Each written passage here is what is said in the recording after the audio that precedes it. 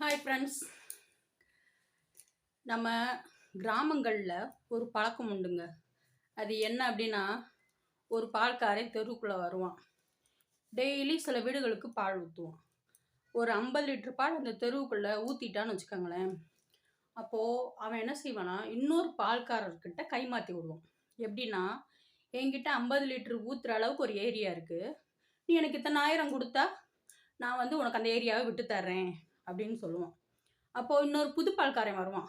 அப்போ என்ன செய்வான், இந்த பழைய பால்காரன், இவர் என் சொந்தக்காரரு, இவர்கிட்ட இனிமேல் டெய்லி பால் வாங்குங்க, நான் எனக்கு வேற வேற வேற கஷ்டம் வந்துருச்சு, நான் போகிறேன் அப்படிமா. அது மாதிரி அந்த கிராமத்து டெக்னிக் இருக்குது பார்த்தீங்களா, அது சின்ன லெவலில் பிஸ்னஸ்லேருந்து பெரிய லெவல் பிஸ்னஸ் வரைக்கும் அப்படி தான். அதே மாதிரி தான் சில இந்த டிவிகேக்கு சப்போர்ட் பண்ணுறோம் அப்படின்னு சொல்லிட்டு, விஜய்க்கு சப்போர்ட் பண்ணுறோம் அப்படின்னு சொல்லிட்டு சிலர் என்ன செய்கிறாங்க அப்படின்னா, விஜய் எங்கள் அண்ணனை பற்றி நீ எப்படா தப்பாக பேசலாம், விஜய்க்கு யாரில் நினச்சிங்களா அப்படியே இப்படின்னு சொல்லிட்டு சப்போர்ட் பண்ணியே பேசுறது. உடனே இந்த டிவிக்கா தோழர்கள் எல்லாம் என்ன செய்கிறது, டே வாங்கி கட்டினியா, அவன் கிடக்குறான் 200 ரூபா ஊப்பி அப்படின்னு சொல்லிட்டு இவர் பேசினவருக்கு ஜால்ரை தட்டி நிறைய கண்டென்ட் போடுறது. அப்போ இவர் என்ன செய்கிறாரு, நிறைய பேர்கிட்ட நல்ல பேர் வாங்கிட்டார்.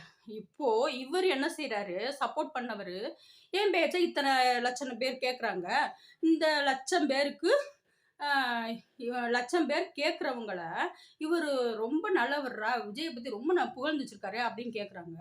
இவரே திடீர்னு என்ன செய்கிறாரு, விஜய்க்கு அந்த அளவுக்கு அறிவே இல்லைங்க, விஜய் ஒரு தனியாள், விஜய்கிட்ட என்ன இருக்குது, அவருக்கு ஒன்றுமே இல்லை, அவரை சுற்றி இருக்கிறவங்க எல்லாம் ஒன்றுமே இல்லாத அறிவாளிகள் அப்படின்னு மாற்றி பேச ஆரம்பிச்சிடாரு. உடனே இந்த இவரை ஃபாலோ பண்ணுறவங்க என்ன செய்கிறாங்க அப்படின்னா, ஐயோ இவரே இப்படி பேசுகிறாரே, அப்போது விஜய் அப்படியே தான் இருப்பாரோ அப்படின்னு நினைக்கிறாங்க. அப்போது அந்த எத்தனை லட்சம் பேர் இவரை ஃபாலோ பண்ணுறாங்களோ அத்தனை லட்சம் பேருக்கு தகுந்து இவருக்கு கமிஷன் கிடைக்குது. சரியா? இப்படி தான் தன்னைத்தானே ஒரு அடகு வச்ச பிஸ்னஸாக மாற்றிக்கிட்டு இருக்கு இந்த ஊடகம். இதில் எத்தனை விட்டில் பூச்சிகள் இந்த பிஸ்னஸ் பண்ணிக்கிட்டு இருக்காங்களோ தெரியல. பொறுத்திருந்து பார்ப்போம். நிறைய விட்டில் பூச்சிகள் விழுகுது. ஆனால் உண்மையான மக்கள் விஜய் பக்கம்தான். ஓகே.